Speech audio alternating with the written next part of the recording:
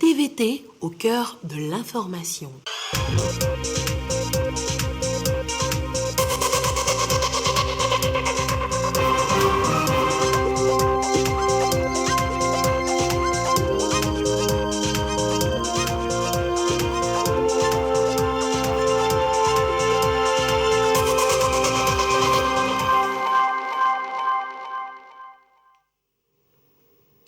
Il est l'heure du journal sur la télévision togolaise. Madame, Monsieur, bonsoir et voici les titres de cette édition.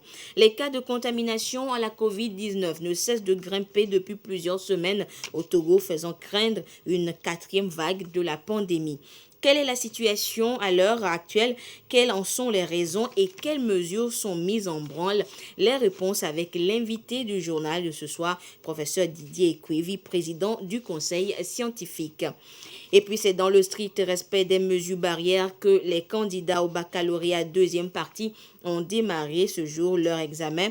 Ils composent pour obtenir leur quitus d'entrée à l'université. Les échos du démarrage dans cette édition. Voilà donc pour les titres. La coordination nationale de riposte contre la COVID-19 est en alerte maximale. Pour cause, l'augmentation des cas de contamination observés ces dernières semaines au Togo. L'heure est à une mobilisation générale. L'appel a été lancé ce mercredi à la conférence de presse hebdomadaire. Le compte rendu avec Chaznam Baga. Avec 449 cas de nouvelles contaminations contre 215 la semaine dernière et 6 décès contre 2 sur la même période, le coronavirus reprend du poil de la bête. Sa cible de prédilection, les personnes non vaccinées. Nous avons 50 actuellement au CHR, dont 33 cas sévères. 99% de ces cas sévères sont des cas non vaccinés. Et que aussi les décès sont à 100% des cas non vaccinés, des cas qui ont plus de 50 ans, des cas qui ont des comorbidités.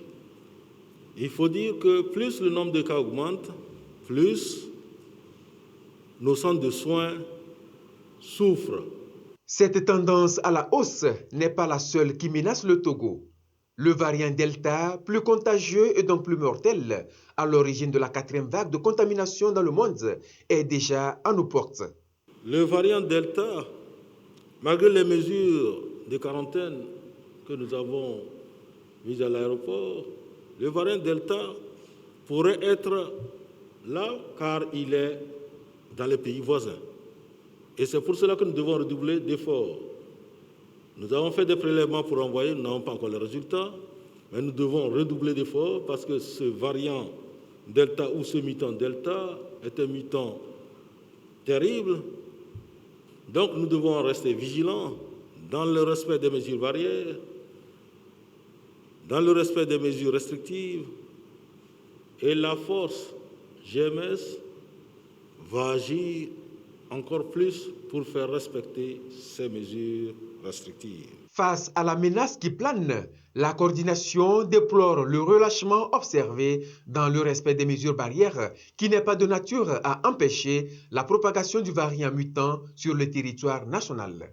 Actuellement, il y a un retour massif des vacanciers venus de tous les pays, mais aussi un relâchement observé, que ce soit à Lomé, mais dans les préfectures. La plupart des vacanciers vont dans les préfectures. Et c'est ça qui fait qu'actuellement, ce n'est plus Lomé seul. Nous avons des cas épars dans presque toutes les préfectures.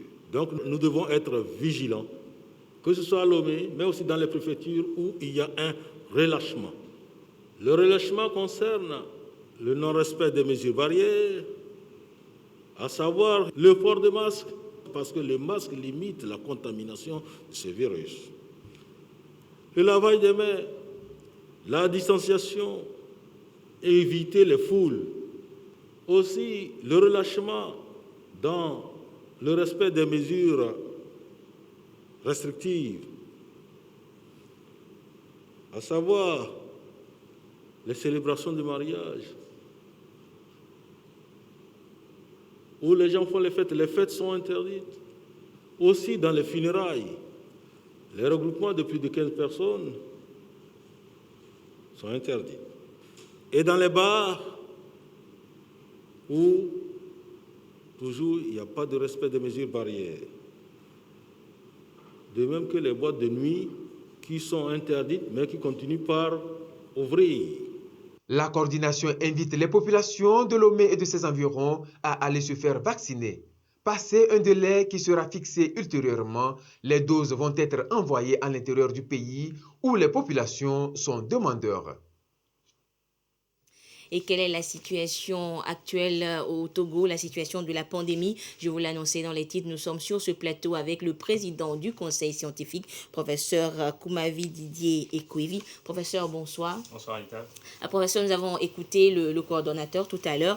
Depuis la semaine dernière, professeur, les chiffres donnés, les chiffres de la situation donnaient 300 cas positifs la semaine dernière. Cette semaine, de lundi à aujourd'hui, mercredi, nous sommes à 152 cas déjà. Alors, professeur, dites-nous, sommes-nous en présence d'une nouvelle vague de contamination? Oui, je peux dire que tous les éléments plaident vers une nouvelle vague de contamination. Et il faut d'abord définir la vague, c'est-à-dire qu'il y a une augmentation du nombre de cas. On va arriver à une phase de plateau et puis il y aura une diminution du nombre de cas. Et tous les paramètres sont tout à fait au rouge pour parler d'une vague, parce que nous avons pratiquement une multiplication par 3 du nombre de cas par rapport aux semaines précédentes, parce qu'il y a eu 5 semaines où nous avons eu du nombre de cas qui était complètement inférieur à 100 par semaine. Mais ce qu'il faut surtout dire, c'est que lorsque nous avons une nouvelle vague, cette nouvelle vague, elle est plus marquée, elle est plus prononcée, elle est plus meurtrière que la vague précédente.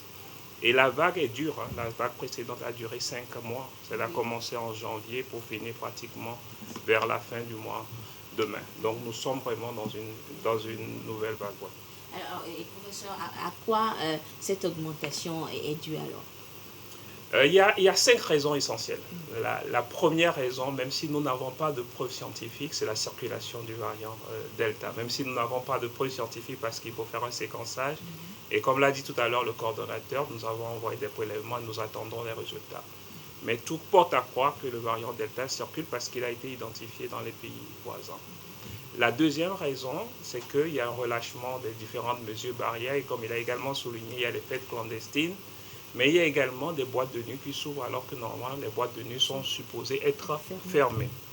Et la troisième raison que je pourrais dire, c'est quand même la faible couverture vaccinale. Peut-être qu'on en reparlera tout à l'heure. Et la dernière ou la quatrième raison, c'est très probablement ce que nous pouvons appeler le retour massif de la diaspora qui est venu. Donc il y a plusieurs conjonctions qui favorisent cette flambée. Et il faut dire que le Togo n'est pas le seul pays qui connaît une augmentation de cas. Il y a beaucoup de pays, notamment des pays d'Afrique australe, mais également des pays qui sont en Afrique de l'Ouest, notamment le Sénégal, le Libéria, la Sierra Leone, etc. Alors, professeur, justement, vous avez évoqué le cas du retour de nos compatriotes de la diaspora, mais nous savons que, enfin, toute une panoplie ou bien une stratégie est mise en place au niveau de l'aéroport international Gnassingbé Yadema, justement, pour que les tests soient systématiques. Alors, est-ce qu'il n'y a pas de suivi pour d'éventuels cas? Et c'est pour ça que nous retrouvons peut-être ces porteurs-là en ville et puis voilà, la propagation du virus Delta est présente. En fait, le coronavirus est une maladie qui est très compliquée. Et vous avez des sujets, des collègues de la diaspora qui rentrent au Togo, ce qui est tout à fait normal, et qui sont venus voir les parents, qui font un test 72 heures avant. Vous pouvez être infecté le jour de votre voyage, vous pouvez être infecté la veille de votre voyage, vous pouvez être infecté même après avoir réalisé le test. Et lorsque vous arrivez ici, vous aurez encore un test négatif parce qu'on a ce que nous appelons la période d'incubation, c'est-à-dire le moment où vous rentrez en contact avec le virus et le moment où vous allez être positif ou allez présenter la maladie. Cette période, elle est très variable, elle est de 6 jours en moyenne. Donc, quel que soit le contrôle que nous allons mettre en place à l'aéroport, il n'y a pas de risque zéro. La seule façon de pouvoir contrer cela, ce sera une quarantaine systématique. C'est-à-dire que quand les sujets vont arriver, on va leur dire de faire 10 jours à l'hôtel ou 14 jours à l'hôtel. Négatif ou pas? Ou pas, mais c'est ce qui se fait dans un certain nombre de pays. Nous n'avons pas adopté ces mesures-là, sauf pour certains pays, notamment la Grande-Bretagne, l'Inde et le Brésil. Et pour le moment, nous continuons à suivre. Donc, c'est des moments de rassemblement festifs où on rencontre les familles, les amis, on fait beaucoup de fêtes. C'est ce qui explique cette flambée aussi. D'accord. Et professeur, tout à l'heure, vous avez évoqué également, la faible couverture vaccinale. Jusqu'à un passé récent, disons que le constat était plutôt rassurant. Les Togolais adhéraient bien à la stratégie. Alors, que se passe-t-il aujourd'hui? Nous avons eu de bons et de mauvais résultats. Les bons résultats, c'est la couverture vaccinale que nous avons au niveau du personnel de santé, 93%. Et la question de l'obligation vaccinale chez le personnel de santé ne se pose pas au Togo. Ça, ce sont de bons résultats. Mais quand vous regardez la couverture vaccinale de façon globale au niveau de la population qui est éligible, c'est-à-dire de plus de 20 ans, vous avez globalement 6% de sujets qui ont reçu une dose et 3% qui ont reçu 2 doses. Là où nous avons envie d'aller plus vite et plus rapidement, c'est que nous avons lancé par exemple la campagne avec le vaccin Pfizer depuis le 7 juillet. Et le 7 juillet jusqu'à ce jour, nous avons vacciné 16 000 personnes. Et il reste encore 34 000 doses, c'est-à-dire comme les doses sont prévues pour 50 000 personnes avec les 2 doses. Donc il n'y a pas une intensification de cette campagne, il n'y a pas une ruée vers le Pfizer, pourtant on pensait tous que la population allait beaucoup plus adhérer au Pfizer. Donc voilà un peu la situation, il y a de bons résultats, il y a encore quelques hésitations vaccinales, mais c'est le moment d'encourager les compatriotes en disant que nous ne pourrons réussir cette crise qu'en passant par une bonne couverture vaccinale. D'accord. Et parlons justement de la vaccination. Les derniers décès enregistrés seraient des personnes non vaccinées avec des comorbidités. Alors professeur, cela voudrait dire que si ces personnes étaient vaccinées, elles auraient pu être sauvées? Et très probablement que ces personnes allaient présenter une forme frustre ou bien une forme mineure de la Covid. On ne dit pas qu'il y a 100% de protection, mais ils auraient présenté une petite forme mineure. Et c'est vrai que tous les décès que nous observons actuellement, ce sont des sujets non vaccinés. Nous avons observé récemment les différents décès des sujets de 60 ans, de 46 ans, sans aucun antécédent, qui décèdent dans des tableaux de détresse respiratoire. Une femme de 58 ans non vaccinée, ce sont essentiellement des sujets non vaccinés qui décèdent. C'est pour cela que la vaccination, elle est là, pour protéger contre des formes graves de la maladie, pour protéger contre les hospitalisations. Ce qu'il faut dire même que certains sujets vont présenter des manifestations à long terme. Voilà. D'accord. Alors professeur, voilà donc la situation. Quelles sont les mesures qui sont prises? Non, il n'y a pas encore de mesures prises. Il y a eu beaucoup de discussions avec le gouvernement. Nous avons fait une réunion le lundi dernier. Nous continuons à réfléchir. Il y a beaucoup de pistes. Mais vous connaissez aussi toutes les mesures comme nous. Il y a des mesures classiques qui sont le respect des gestes barrières. Il y a la vaccination, l'appel à la vaccination, intensifier la vaccination. Après, les autres mesures, c'est d'alléger, de manier à la fois les mesures de santé publique qui sont des mesures très simples et la vie sociale et la vie économique, ce qui n'est pas une décision très facile pour le gouvernement.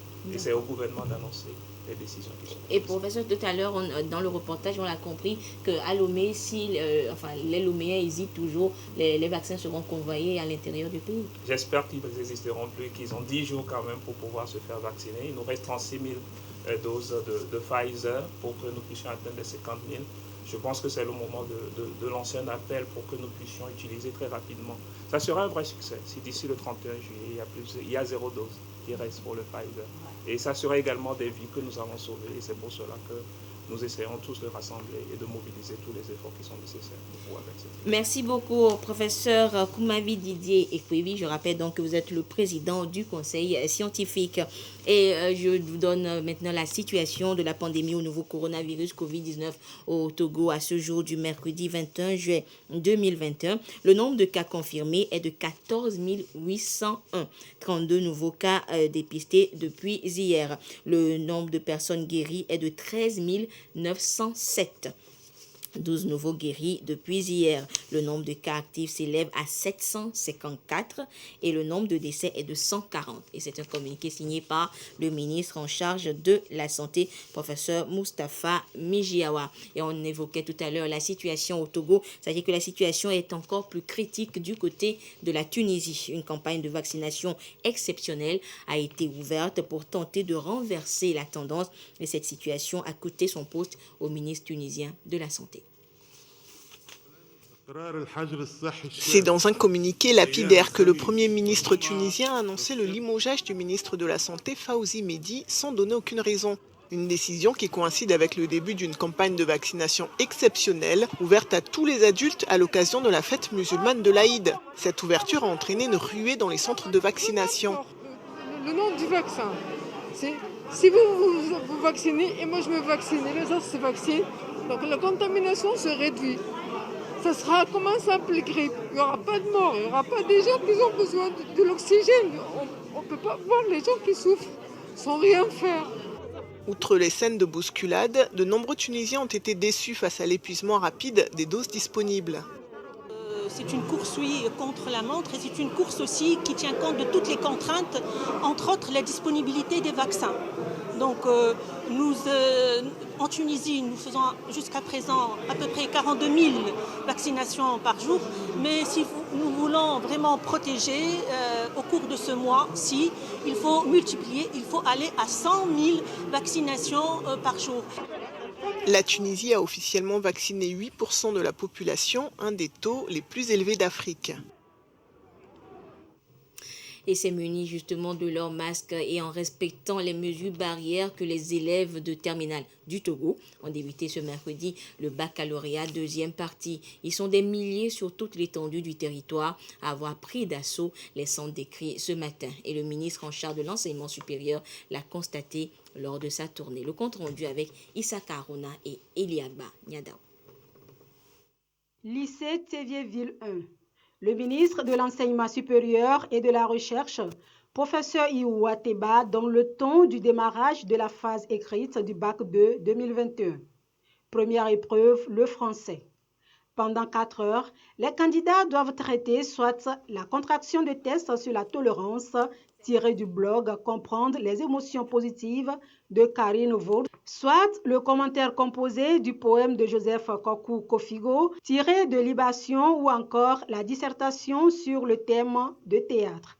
Avec la tenue de l'examen du Bac 2 2021, c'est un véritable défi qui est relevé face à la pandémie de coronavirus dont l'ombre a plané sur l'année scolaire. Nous avons multiplié les séances de remédiation aussi dans les écoles, dans les lycées et collèges pour que le maximum puisse être obtenu du point de vue résultat. Nous voulons également remercier le chef de l'État qui a mis à notre disposition du gel hydroalcoolique, des bavettes également pour chaque élève tout au long de l'année.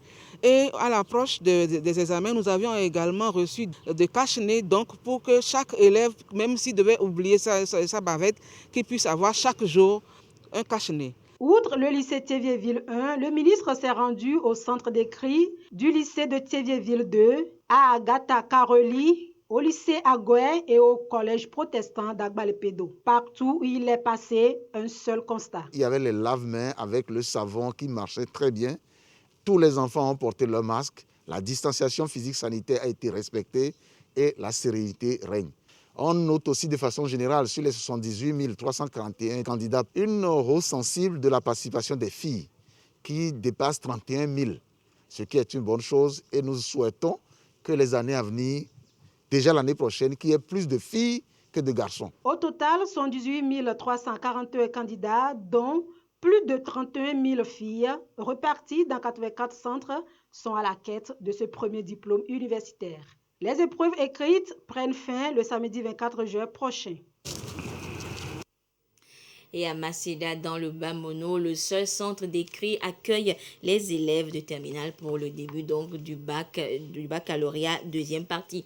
Et l'une de nos équipes de reportage y était justement pour constater le démarrage effectif de cet examen. Le compte rendu avec Robert Potogbe et Abidé Nyassimbe. Depuis 2012, la préfecture du Bas-Mono abrite son centre d'écrit de baccalauréat deuxième partie. Elle ne dépend plus d'Anero ou de Tabligbo comme jadis. Et c'est ici, à Macéda, à 7 km du chef-lieu à Fagnan, que les élèves de la classe de terminale viennent composer. Ils cherchent le précieux sésame dans un cadre propice à l'examen. Nous ne pouvons pas quitter le lycée d'Afanaglita et venir ici le matin pour composer avant la distance. Donc très souvent on vient ici, on loue ici, on dort ici. Nous remercions la table ici. Il y a l'électricité, il y a aussi les places bien aménagées pour que nous puissions réviser dans les soirées. Ils doivent tout cela à l'association Aide à l'éducation et à la santé. Pour cette 10e session d'examen organisée à Macéda, l'association offre des bons d'achat à tous les candidats.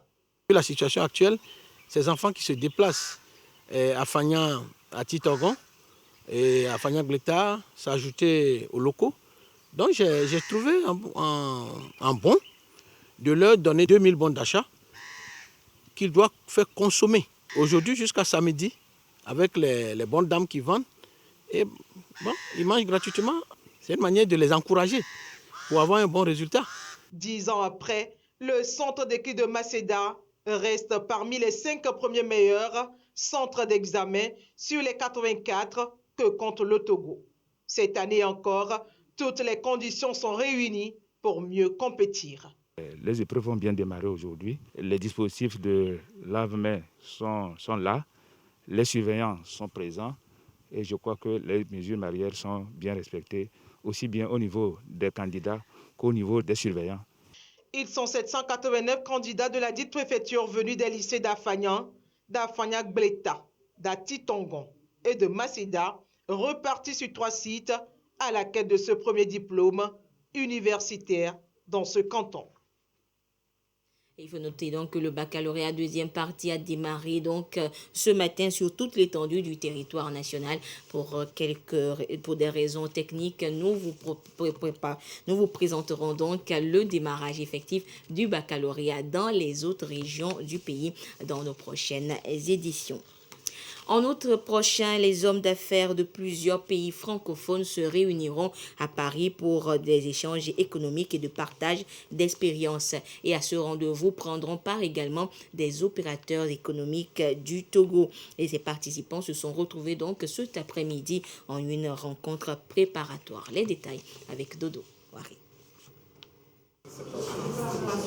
18 hommes d'affaires prêts à capter de nouveaux investissements étrangers pour l'économie togolaise. La rencontre des entrepreneurs francophones de Paris, une belle opportunité à saisir pour ces chefs d'entreprise.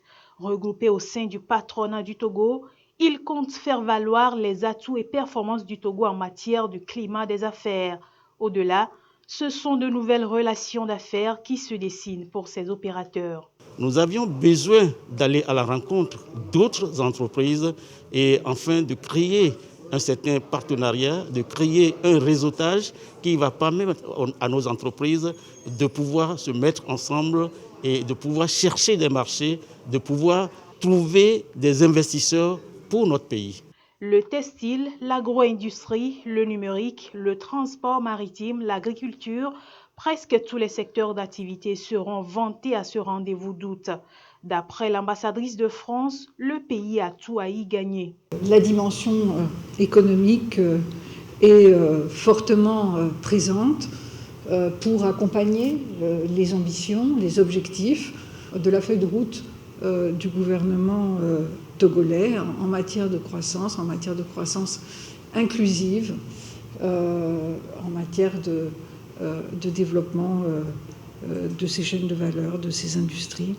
Pour le ministre en charge des investissements, c'est l'occasion ou jamais pour ces opérateurs togolais d'en apprendre des expériences des hommes d'affaires francophones, de quoi surmonter les multiples conséquences qu'engendre la crise sanitaire sur leur business. Quand on voit tous les bouleversements que le monde économique a subis suite à la crise sanitaire, et quand on voit également les transformations que les économies et les entreprises ont connues, où aujourd'hui il faut se réinventer pour pouvoir tenir, pour ma part, se rencontrer, échanger, partager et voir quels sont, je dirais, les axes d'agilité, d'innovation qu'on peut avoir, c'est vraiment un bon cadre, un bon forum. 50%, c'est l'assiette attendue du secteur privé dans la relance économique. Et des initiatives comme celle-ci ne peuvent que réjouir ces chefs d'entreprise. Déjà, ils prennent une part active dans la croissance de l'économie togolaise. Du chef de l'État de la... Et nous le disions donc dans cette édition, des milliers d'élèves de terminale ont pris d'assaut les centres d'écrit ce matin pour le compte du baccalauréat deuxième partie pour le compte de l'année 2021. Et à coup sûr, certains de ces élèves candidats sont albinos. Et l'une des difficultés qu'ils rencontrent dans leur quotidien est celle liée à la vision. Le constat est général et le PNUD a décidé de les aider en leur offrant des lunettes protectrices et correctrices. Des précisions avec Colette Matimin et Abidé Ngazimbi. Une attente presque longue. Ces personnes atteintes d'albinisme, conviées ici par le PNUD, patientent. Leur seul souhait, recevoir ces verres pour la correction et la protection de leurs yeux très particuliers. J'avoue que depuis que l'ANAT est créée en 2012, c'est la première fois que nous avons pu faire des consultations ophtalmologiques et offrir des verres. En tant que personne atteinte d'albinisme, nous avons deux grands problèmes, la peau et les yeux. Et nous gardons espoir que les années à venir, nous allons monter en échelle de 35, nous irons probablement à un peu plus avec toutes les initiatives qui sont en cours et en vue. Une cérémonie sobre, elle ouvre à l'Association nationale des personnes atteintes d'albinisme au Togo d'autres portes. Cette activité s'inscrit dans le projet promotion et protection des droits de l'homme, notamment le sous-projet droit à la santé des personnes vivant avec l'albinisme. Nous avons déjà débuté en mai une première activité qui a été la consultation ophtalmologique des 35 personnes qui ont été identifiées par l'association. Et aujourd'hui, nous avons procédé à la remise des verres correcteurs. Dans le cadre de notre partenariat toujours avec la NATS, il y a d'autres activités qui sont prévues. C'est des activités de sensibilisation et de distribution des pommades protectrices parce qu'ils souffrent aussi des problèmes dermatologiques. Ils sont 35 à bénéficier de ces verres, mais avant, des consultations ophtalmologiques ont été réalisées pour une meilleure prise en charge de ces albinos.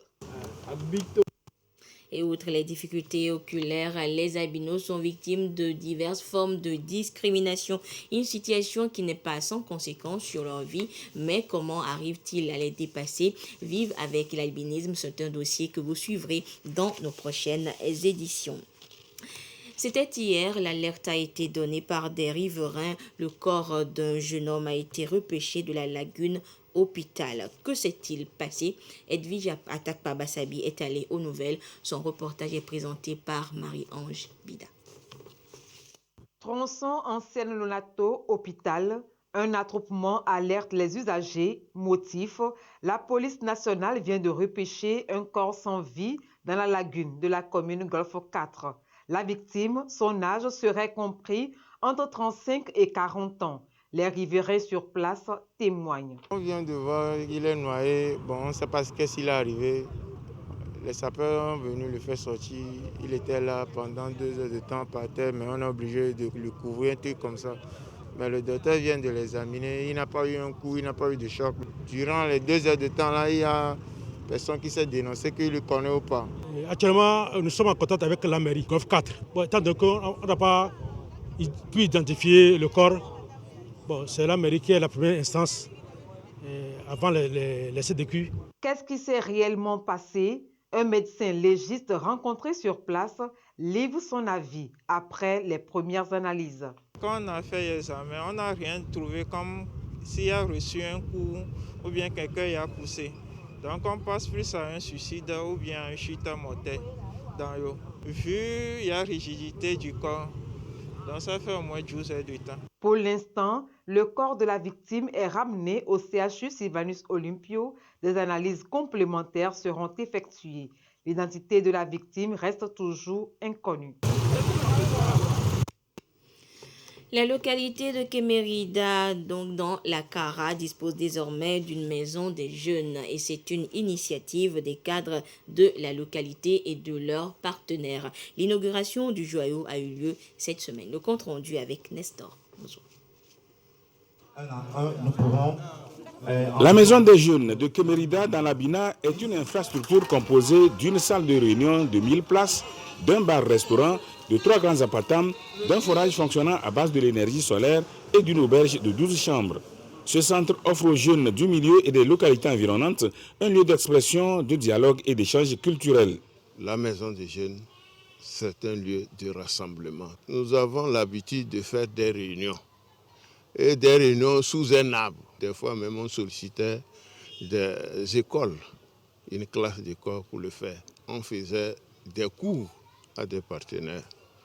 Et voilà, nous sommes tombés sur les bonnes mains et grâce à l'effort des uns et des autres, des quatre, aujourd'hui nous voilà avec cette maison des jeunes. Il y aura un comité élu et il aura le pouvoir de gérer, d'entretenir et faire des projets puisque nous aurons des revenus. Ça servira à faire d'autres projets. La construction de la maison des jeunes de Kémérida a coûté plus de 80 millions de francs CFA. Les cadres de la localité ont mobilisé une bonne partie des fonds. L'autre partie est venue de l'Agence nationale d'appui au développement à la base, ANADEB, et de la GIZ à travers le commissaire de la CEDEAO en charge du commerce, des douanes et de la libre circulation. À tous les donateurs, le préfet de la Bina a témoigné la reconnaissance de la population de Kémérida pour l'aboutissement heureux du projet. Abal Noro Ataba espère qu'au-delà des fonctions de carrefour culturel et de loisirs, la maison des jeunes de Kémérida sera un véritable centre de formation aux arts et à l'éducation, à la citoyenneté et à l'esprit civique.